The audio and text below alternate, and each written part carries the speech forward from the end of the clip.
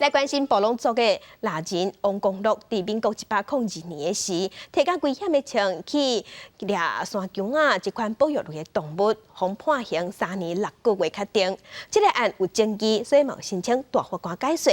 大法官伫昨昏做出第803号的解释，宣布部分违反宪法。严格王公禄被判刑的这部分，无法度因为实现案的结果有所救济，所以伊嘛共款爱去加牢的方略去关。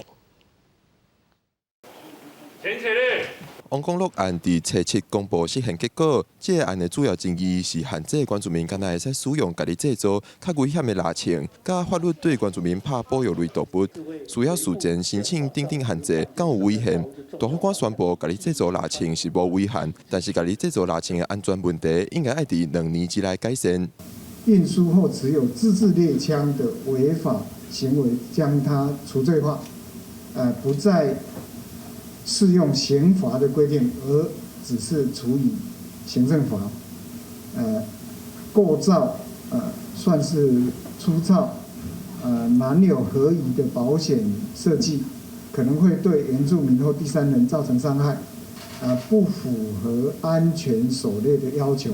动物保育的部分，大法官讲，目前的事前报备制度，包括期限甲定时，无符合原住民的文化，宣布失效。而且大法官讲，原住民应该会使以自用的目的去拍蜡，但是原则上无包括保育类动物。申请书中应载明类捕动物之种类与数量的部分，违反宪法比例原则。基于非营利性自用之目的而类捕野生动物呢，除有的特殊例外情形，这个类捕的对象并不包括保育类野生动物。针对这个结果，警政署回应，会甲国防部来建议提供安全的零件做腊枪。动物保育团体发联合声明讲，动物是无法度家己讲话的族群，开放特定的族群会使有拍蜡的特别权利，应该爱斟酌，无是可能会对社会公共利益有影响。林务局伫记者发稿进行，也未得到回应。记者郭碧君、张随台北报道。